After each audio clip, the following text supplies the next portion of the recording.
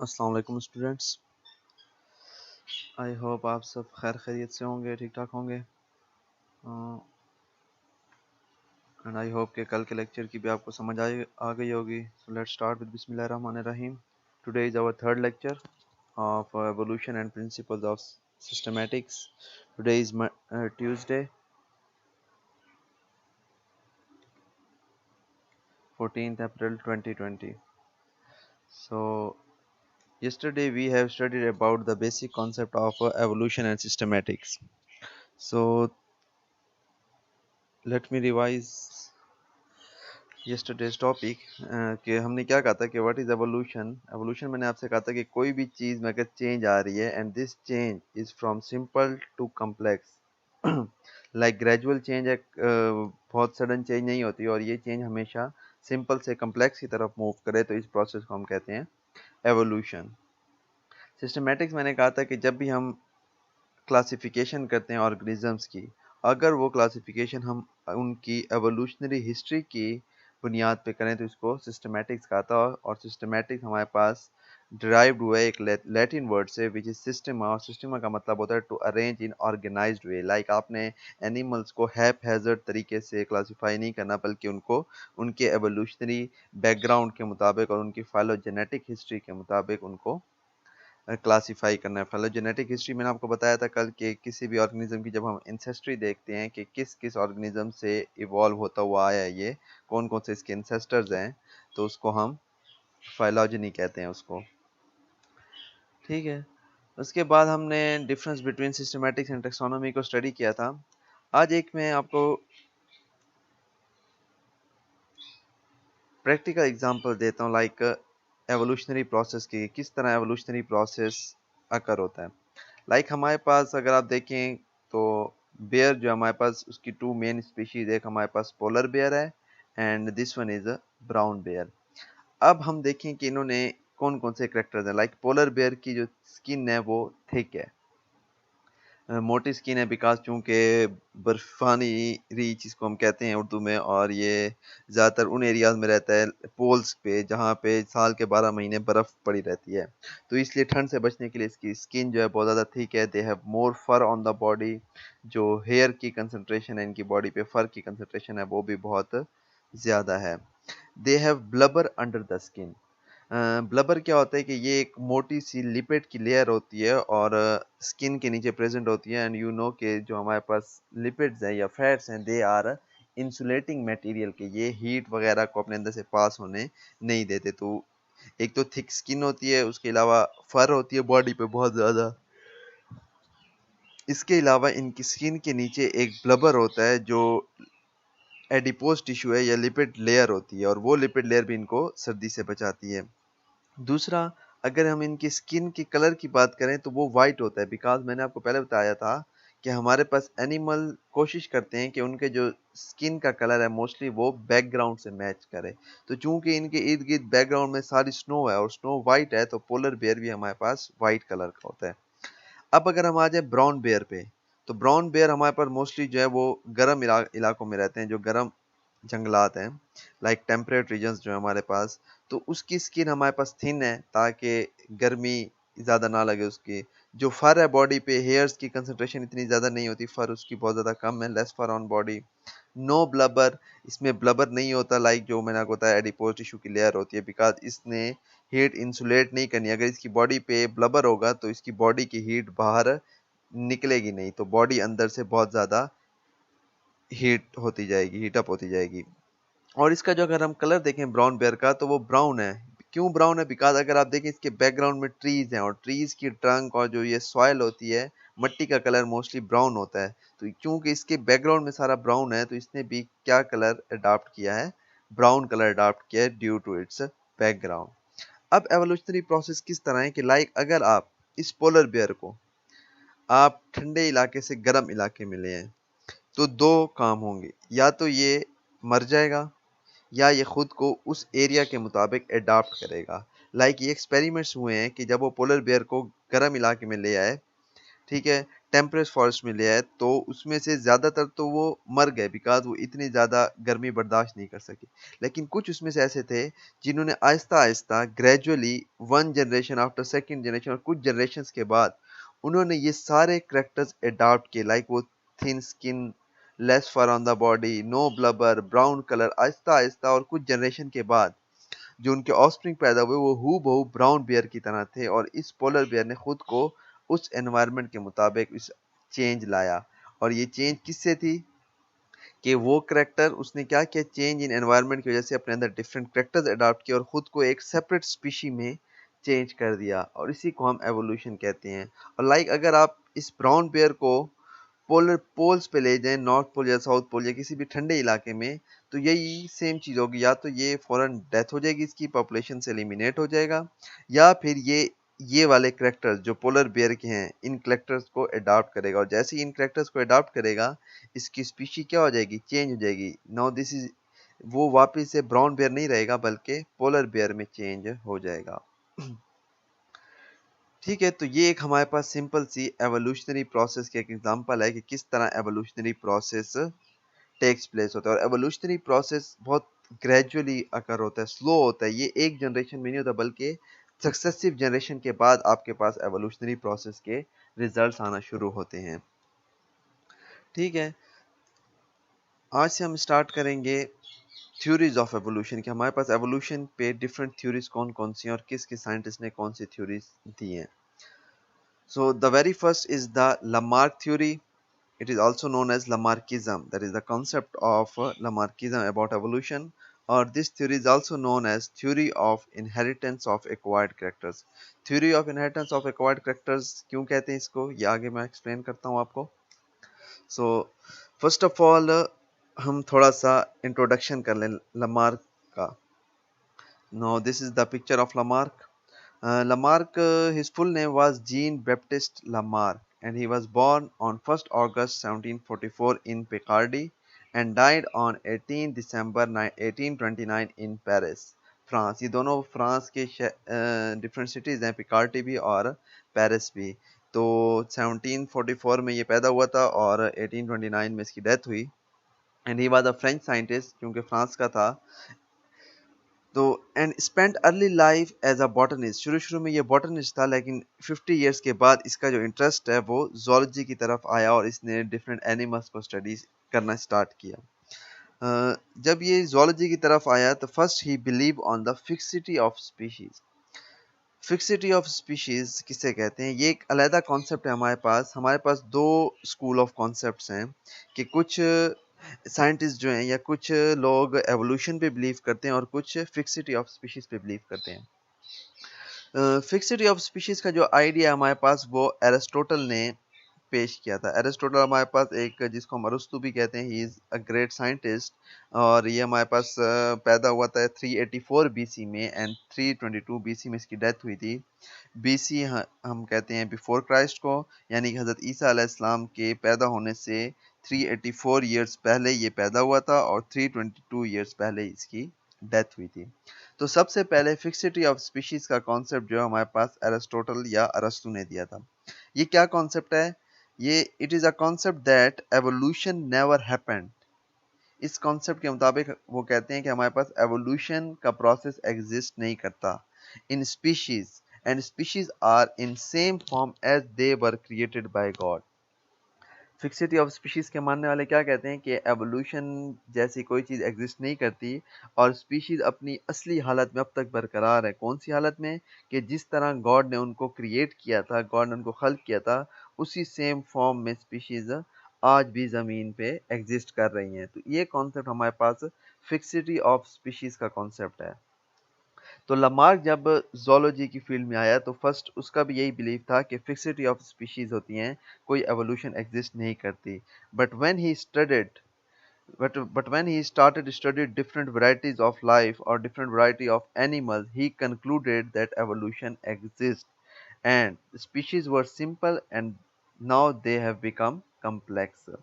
जैसे ही उसने different variety of life study करनी स्टार्ट की, उसने वहाँ पे थोड़े बहुत फॉसिल्स भी स्टडी किए, तो उसने फिर बाद में वो इस कॉन्सेप्ट पे पहुंचा, उसने ये कंक्लूड किया कि हमारे पास एवोल्यूशन एग्जिस्ट करती है और जो पुराने ऑर्गेनिज्म थे वो बहुत सिंपल थे, और आहिस्ता आहिस्ता वक्त के साथ साथ जो ऑर्गेनिज्म है ये कम्प्लेक्सिटी की तरफ गए हैं और वो ज़्यादा से ज़्यादा कम्प्लेक्स होते गए हैं। ठीक है, तो फिक्सिटी ऑफ स्पीशीज से इसका कॉन्सेप्ट चेंज होके एवोल्यूशन की तरफ आ गया।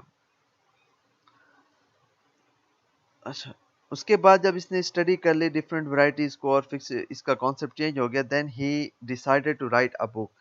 He has written his book named Philosophy Zoology Q because he was French scientist, so his book was named in French language Philosophy Zoology Q, like the philosophy of zoology.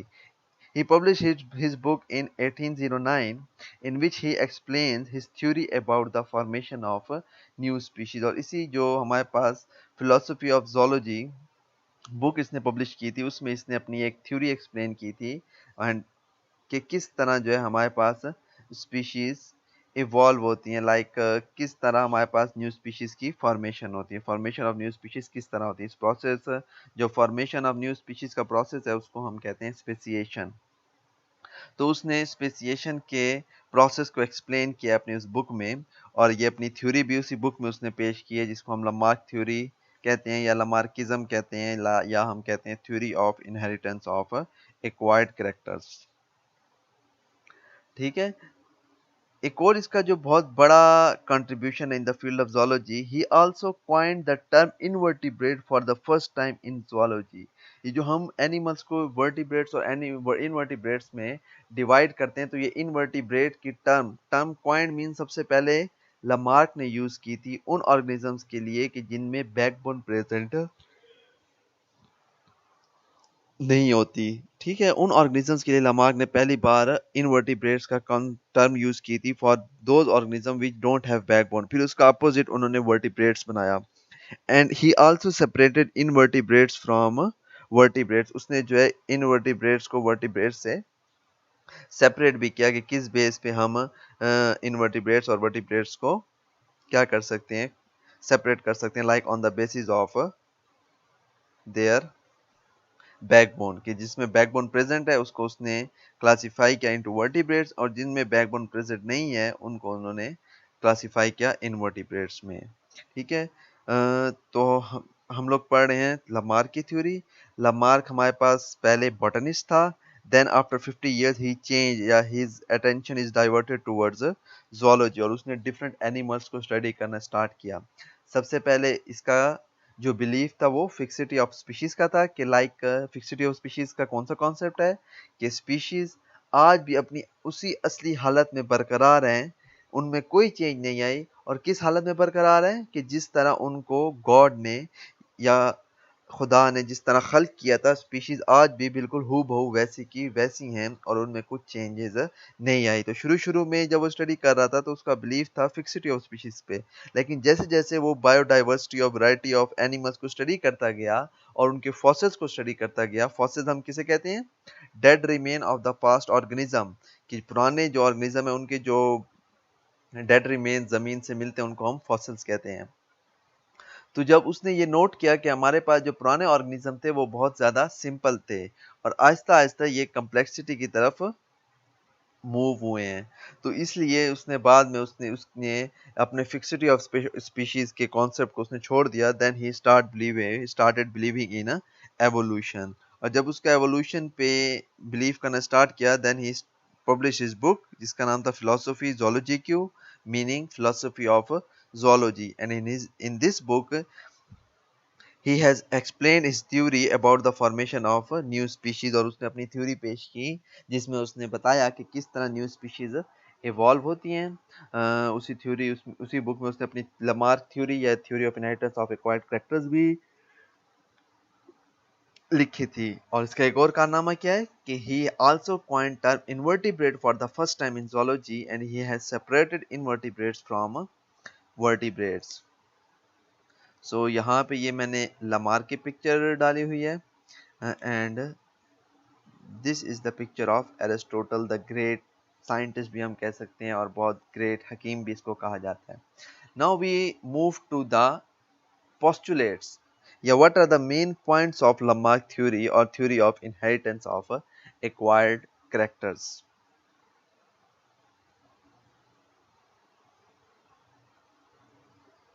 So there are four main points of a theory of inheritance of acquired characters. The first one is the environmental effect, that has environment plays its role in the evolutionary process. Lamarck thought that environment has the main role in evolutionary process. The second point is use and disuse of organs. Third point is internal force of life, and fourth point is inheritance of acquired characters. ठीक है, तो एक एक करके हम इनके इन points को explain करते हैं कि क्या क्या इन पॉइंट्स में इसने एक्सप्लेन किया. सो ये फोर मेन पॉइंट्स हैं या फोर मेन पोस्टुलेट्स हैं लामार्क की थ्योरी के, जिसको हम theory of inheritance of acquired characters भी कहते हैं. Theory of inheritance of acquired characters क्यों कहते हैं, ये आपको इस थ्योरी में मैं आपको एक्सप्लेन करूंगा कि क्यों कहते हैं, कि जब टाइम आएगा एक्सप्लेन करने का. फिलहाल आप लोगों ने इस पे कंफ्यूज नहीं होना. So now moving to the very first postulate, that is environmental effect. तो लमार के मुताबिक जो चेंज इन एनवायरनमेंट है, कि एनवायरनमेंट अकॉर्डिंग टू लमार के एनवायरनमेंट जो है ख़ुद को क्या करता रहता है, वक्तन फ़वक्तन आहिस्ता वक्त गुजरने के साथ साथ एनवायरनमेंट में बहुत सी चेंजेस आती हैं, और वो चेंजेस जो हैं इस एवोल्यूशन के प्रोसेस में मेन रोल प्ले करती हैं. हम ये पोस्टुलेट पढ़ते हैं, फिर मैं एक्सप्लेन करता हूँ आपको. According to Lamarck, environment directly affect an organism. When there is change in environment, it changes need of an organism. An organism adopt different characters to cope with that change. It produces change in their bodies and enable them to survive in their changed environment. Now what he is saying कि environment is directly affecting an organism. Environment का organism पे direct affect होता है, because उसी environment में organism क्या कर रहा होता है, रह रहा होता है. लेकिन फिर उसने कहा when there is change in environment, लेकिन जब भी किसी एनवायरनमेंट में चेंज आ जाती है, it changes need of an organism. उस चेंज की वजह से क्या हो जाती है, ऑर्गेनिज्म की नीड में जो ज़रूरियात हैं उनमें चेंजेस आती हैं, और ऑर्गेनिज्म फिर क्या करता है, उस चेंज के मुताबिक organism adopt different characters adopt करता है to cope with that change, ताकि उस चेंज से वो जो चेंज कंडीशंस हैं उनके मुताबिक वो करेक्टर्स अडॉप्ट करता है, ताकि इन चेंज कंडीशन को वो गुजार सके या इन चेंज कंडीशन में सरवाइव कर सके. So it produces change in their bodies. तो वो क्या करता है, डिफरेंट करेक्टर्स अडॉप्ट करता है और अपनी बॉडीज में डिफरेंट किस्म की चेंजेस लाता है, और वो चेंजेस जो वो लाता है, दैट चेंजेस एनेबल देम या enable that organism to survive in their change environment. और वो जो करेक्टर्स हैं वो उसको चेंज एनवायरनमेंट में रहने के काबिल बनाते हैं. किस तरह, उसने कहा कि एनवायरनमेंट जो है it directly affect an organism. किस तरह, दैट जब भी हमारे पास एनवायरनमेंट में चेंज आता है तो इससे ऑर्गेनिजम्स जो उस एनवायरनमेंट में रह रहे हैं उनकी ज़रूरियात में फ़र्क आता है, और वो खुद को उस एनवायरनमेंट में रहने के काबिल बनाने के लिए या उस चेंज इन एनवायरनमेंट को गुजारने के लिए वो क्या करते हैं, अपनी बॉडीज़ में डिफरेंट करेक्टर्स अडॉप्ट करते हैं और अपनी बॉडीज़ में चेंजेस लाते हैं. ठीक है, और उन चेंजेस की वजह से या वो चेंजेस जो हैं वो ऑर्गेनिज्म को इस काबिल बनाती हैं ताकि वो उन चेंज एनवायरनमेंट उस चेंज एनवायरनमेंट में रह सकें. लाइक अभी मैंने पीछे एक एग्जांपल दी थी आपको कि हमारे पास ये वाली, कि लाइक हमने पोलर बेयर अच्छी तरह ये अपनी ज़िंदगी गुजार रहा है, यहाँ पे इसके एनवायरनमेंट ठंडा है, तो एनवायरनमेंट की नीड क्या है, इसकी ज़रूरत क्या है कि ठंड से बचना है. तो थिक स्किन है, ठीक है, ताकि ठंड ना लगे. फर ज़्यादा है बॉडी पे ताकि ठंड ना लगे. ब्लबर है स्किन में ताकि जो ठंड है, जो बॉडी की हीट है अंदरूनी, वो बॉडी के अंदर ही रहे, वो बाहर निकल ना जाए, ज़ाया ना हो हीट. और दूसरा वाइट बैकग्राउंड, ठीक है, क्योंकि वहाँ पे उसका बैकग्राउंड स्नो है तो इसका स्किन कलर भी स्नो है. अब ये इस एनवायरनमेंट में रह रहा है. अब अगर चेंज इन एनवायरनमेंट करें, हम इसको ले आए किसी गर्म इलाके में, सो एनवायरनमेंट क्या हो गया, चेंज हो गया, और अब उसकी ज़रूरियात भी क्या हो गई, डिफरेंट हो गई. लाइक वहाँ पे ठंड ज़्यादा थी तो उसने जो उसकी करेक्टर्स थे वो ठंड से बचने के लिए थे. अब उसकी ज़रूरियत क्या है कि गर्मी को किस तरह सरपास करना है, गर्मी को किस तरह बर्दाश्त करना है. तो अगर उसी तरह ब्लबर होगा तो उसकी हीट अंदर ही रहेगी, बॉडी को हीट अप कर देगी, उसका टेम्परेचर इंक्रीज होगा, एंजाइम्स फंक्शन काम करना छोड़ देंगे और उसकी डेथ कॉज हो जाएगी। ठीक है, उसी तरह फर ज्यादा होगी तो वही सेम कि क्या होगा, हीट जो है बॉडी के अंदर रहेगी, थिक स्किन होगी तो वही अंदर की हीट बाहर नहीं निकलेगी। अब इधर गर्म इलाके में उसमें क्या करना है कि थिन स्किन हो, ठीक है, चेंज उसकी क्या हुई है, चेंज हो गई है, उसकी जो नीड है वो चेंज हुई है, उसकी फर बॉडी पे कम हो जाए, ब्लबर खत्म हो जाए और ब्राउन कलर हो जाए। तो ऑर्गेनिज्म क्या करते हैं, कुछ ऑर्गेनिज्म जो हैं वो इन करेक्टर्स को अडॉप्ट करने की कोशिश करते हैं और Aahista Aahista generation after generation in characters को अडॉप्ट कर लेते हैं अकॉर्डिंग टू देयर नीड, कि अब एनवायरनमेंट गर्म है, अब नीड क्या है कि बॉडी को गर्मी से बचाना है और गर्मी से बचाने के लिए करेक्टर्स दूसरे हैं, तो वो अपनी बॉडीज में डिफरेंट चेंजेस प्रोड्यूस करते हैं और गर्म इलाके में रहने के काबिल बनाते हैं। अब जो ऑर्गेनिज्म ये वाले करेक्टर्स गर्म इलाके में जो रहने वाले ये 4 करेक्टर्स हैं, इनको अडॉप्ट करेगा तो ये करेक्टर्स उसको मदद देंगे या हेल्पफुल होंगे, इस गर्म इलाके में सरवाइव करने के काबिल बनाएंगे। और जो ऑर्गेनिज्म या जो पोलर बियर ये करेक्टर्स अडॉप्ट नहीं कर पाएगा, वो क्या हो जाएगा, उसकी डेथ हो जाएगी और वो पॉपुलेशन से एलिमिनेट हो जाएगा। तो यही फर्स्ट कॉन्सेप्ट था लामार्क का कि हमारे पास जो एनवायरनमेंट है it directly affects lives of the organism. जो एनवायरनमेंट है उसका डायरेक्ट असर होता है और जब कभी भी एनवायरनमेंट में चेंज आती है इससे हमारे पास उस ऑर्गेनिज्म की नीड में चेंज आ जाती है। ठीक है, आई होप कि ये वाला पॉइंट आपको समझ आ गया होगा।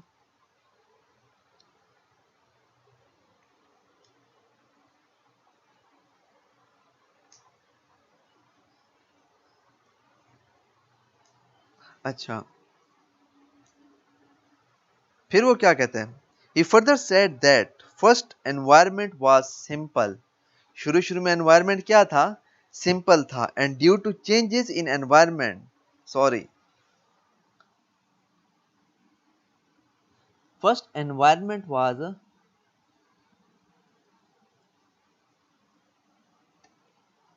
simple and organisms were also simple, and due to changes in environment these organisms becomes more and more complex। ठीक है, ये भी इसका एक पॉइंट है जो इसने एनवायरनमेंट के लिए दिया कि शुरू शुरू में हमारे पास एनवायरनमेंट भी क्या था, सिंपल था, तो वहां पे जो ऑर्गेनिजम्स रह रहे थे वो भी बहुत ज्यादा सिंपल थे। And due to changes in environment, जैसे जैसे एनवायरनमेंट में चेंज होती गई, चेंजेस आती गई और वो क्या होते गए कि एनवायरनमेंट जो है, अच्छा, तो आहिस्ता आहिस्ता एनवायरनमेंट भी कम्प्लेक्स होता गया, तो उसी चेंज इन एनवायरनमेंट की वजह से ऑर्गेनिज्म ने बहुत से, उनके चेंज के साथ साथ ऑर्गेनिज्म भी जो है करेक्टर्स अडॉप्ट करना शुरू हो गए, और वो करेक्टर से क्या हो रहा है कि उस characters more and more characters adopt करने की वजह से वो मोर एंड मोर कम्प्लेक्सिटी की तरफ जाते गए। तो ये हमारे पास एनवायरमेंटल इफेक्ट था, उसका first point oh I hope समझ आ गई होगी आप लोग को। सेकंड जो हमारा पोस्टुलेट है लामार्क थ्योरी का, that is use and disuse of organs. तो इसमें क्या कहते हैं, first we study the postulate and then I will explain it to you guys. So according to Lamarck, due to change in environment organisms start overusing some organs, so they become very well developed, and less using their some organs that become less developed or underdeveloped and slowly and gradually become vestigial and finally get lost। अच्छा, अब क्या कह रहा है, वो कह रहा है कि जैसे ही चेंज इन एनवायरनमेंट होती है, हमें पता, हमने कहा कि भाई चेंज इन एनवायरनमेंट, जो एनवायरनमेंट है वो डायरेक्टली अफेक्ट करे ऑर्गेनिज्म को। अब जैसे ही चेंज इन एनवायरनमेंट होगी, there is change in need of an organism, उसकी चेंज में फर्क आएगा नीड में। तो वो कहते हैं कि इस नीड को या इस चेंज को कोप करने के लिए ऑर्गेनिज्म क्या करते हैं, कुछ ऑर्गन्स को ओवर यूज करना स्टार्ट कर लेते हैं। तो उस ओवर यूज की वजह से उनके वो ऑर्गन्स क्या हो जाते हैं, बहुत ज़्यादा वेल डेवलप हो जाते हैं, और कुछ ऑर्गन्स को है वो कम इस्तेमाल करने लग जाते हैं या बिल्कुल उनका इस्तेमाल छोड़ देते हैं। तो आहिस्ता आहिस्ता क्या होने लग जाता है कि उनके वो ऑर्गन्स जिनको वो ओवर यूज कर रहे हैं वो वेल डेवलप हो जाते हैं, बहुत ज़्यादा डेवलप हो जाते हैं, और जिनका इस्तेमाल उन्होंने छोड़ दिया है या कम यूज़ कर रहे हैं तो वो आहिस्ता आहिस्ता लेस डेवलप होते हैं, अंडर डेवलप होते जाते हैं और स्लोली एंड ग्रेजुअली वेस्टिजियल हो जाते हैं। वेस्टिजियल किसे कहते हैं हम? कि वो ऑर्गन, वेस्टिजियल ऑर्गन हम उसे कहते हैं कि वो ऑर्गन जो किसी ऑर्गेनिज्म में प्रेजेंट हो लेकिन उसका कोई फंक्शन वहाँ पे ना हो। लाइक हम कहते हैं अपेंडिक्स। अपेंडिक्स का जो मैमल्स हैं, जो हर्बीवोर्स हैं, उनमें फंक्शन है, लेकिन हम में अपेंडिक्स जो है वेस्टिजियल है, वो अपना फंक्शन परफॉर्म नहीं कर रहा। लाइक जो है हमारे बॉडी में टेल बोन तो प्रेजेंट है लेकिन वो टेल बोन वेस्टिजियल है, बिकॉज उसका फंक्शन क्या है कि इसके साथ टेल अटैच होती है, और हम में टेल नहीं है तो वो अपना फंक्शन परफॉर्म नहीं कर रही, तो इसलिए हम उसको कहते हैं कि ये क्या है? वेस्टिजियल है।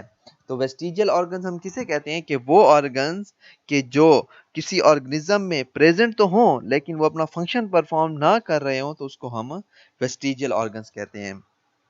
तो जब भी ऑर्गेनिज्म अपने कुछ ऑर्गन्स को ज्यादा इस्तेमाल करना स्टार्ट कर देते हैं तो उस ज़्यादा इस्तेमाल की वजह से वो ऑर्गन्स जो हैं वो क्या वेल डेवलप हो जाते हैं, और कुछ ऑर्गन्स को का इस्तेमाल वो कम कर देते हैं या बिल्कुल छोड़ देते हैं उनका इस्तेमाल। तो आहिस्ता आहिस्ता वो ऑर्गन जिसका इस्तेमाल छोड़ दिया वो आहिस्ता आहिस्ता लेस डेवलप होता है, फिर और स्लोली एंड ग्रेजुअली वो वेस्टिजियल हो जाता है, मीन्स अपना फंक्शन परफॉर्म करना बिल्कुल छोड़ देता है, और फाइनली क्या होता है जो एक्सट्रीम है कि दे फाइनली बिकम या गेट लॉस, वो बिल्कुल ऑर्गन जो है बिल्कुल ख़त्म हो जाता है। लाइक मैं किस तरह को एग्जांपल दूं कि हम आप देखें आप मोर एंड मोर जो यूज़ है कि लाइक हम जब जिम में जाते हैं, हमारे बॉडी बिल्डर्स जो भी होते हैं, आप वो जिस ऑर्गन को मसल को ओवर यूज़ करते हैं वो मसल जो है उतना ज़्यादा वेल डेवलप्ड होता जाता है, ठीक है, और जिस मसल को ओवर यूज़ नहीं करते वो वैसे का वैसे रहता है। जो वेस्टिजियल की मैं आपको बात बताऊं कि लाइक हमारे पास जो मोल्स हैं, ठीक है, लाइक हमारे पास आप लोगों ने शायद नाम सुना होगा छुचुंदर का ना, अब उसकी आइज प्रेजेंट नहीं है, ठीक है, अब वही जो मोल है उसका रिलेटिव जो रैट है, चूहा, उसकी आंखें इतनी बड़ी बड़ी आंखें, लेकिन मोल्स की आइज नहीं है। ये क्यों नहीं है उसकी आइज? बिकॉज इनके एंसेस्टर्स भी रैट्स हैं, और वो रैट्स जो उन्होंने अंडरग्राउंड रहना स्टार्ट कर दिया, आगे मैं आपको एक्सप्लेन करूंगा। तो अब जमीन में क्या होता है, बहुत अंधेरा होता है, तो उन्होंने अपनी आंखों का इस्तेमाल करना छोड़ दिया। तो जैसे उन्होंने आंखों का इस्तेमाल करना छोड़ दिया, आहिस्ता आहिस्ता उनकी आंखें क्या होती गई, लेस डेवलप्ड होती गई, अंडर डेवलप्ड होती गई, फाइनली क्या हो गई, वेस्टिजियल हो गई, और अब फाइनली क्या है कि सिर्फ उनमें नॉब लाइक स्ट्रक्चर है, एक आउटग्रोथ है, और कोई आई वगैरह प्रेजेंट नहीं है। तो ये उसका पॉइंट था use and disuse of organ का, कि ऑर्गेनिज्म जिस ऑर्गन को बहुत ज्यादा यूज करते हैं वो वेल डेवलप हो जाता है, और जिस ऑर्गन को लेस यूज करते हैं वो अंडर डेवलप या वेस्टिजियल हो जाता है, और अगर बिल्कुल भी इस्तेमाल ना करें तो फाइनली वो क्या हो जाता है, बॉडी से एलिमिनेट हो जाता है, वो गायब हो जाता है। ठीक है, तो आज के लिए ये 2 पॉइंट्स काफ़ी हैं, 2 पॉइंट्स कल के लेक्चर में मैं एक्सप्लेन करूँगा। आपका कोई भी, आई होप कि आप लोग को समझ आ गई होगी, लेकिन कोई भी आप लोग को अगर क्वेश्चन है या कुछ भी है तो आप लोग कमेंट सेक्शन में पूछा करें। बॉयज़ मैंने देखा है वो अक्सर आप लोग अटेंडेंस भी नहीं लगा रहे हैं और क्लास भी ज्वाइन नहीं कर रहे हैं, और गर्ल्स ने शुरू-शुरू में कोई क्वेश्चन किया है, अब कोई भी आई थिंक या तो आप लोग क्लासेस में इंटरेस्ट नहीं ले रहे, क्योंकि कोई भी क्वेश्चन कमेंट सेक्शन में नहीं आता, तो क्वेश्चन ज़रूर करें। And thanks for your participation in the lecture. Allah Hafiz and stay safe, stay at home.